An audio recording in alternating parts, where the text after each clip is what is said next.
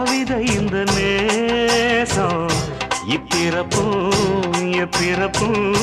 தொடரும் இந்த பாசம்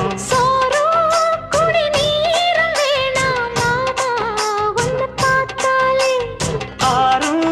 பசியாரும் தானாச மொழி கேட்டாலே ஒன்ன பிரிஞ்சிருக்க தன்னந்தனிச்சிருக்க அம்மம்மாடி அப்பப்பாடி என் மனசு ஒத்துக்காது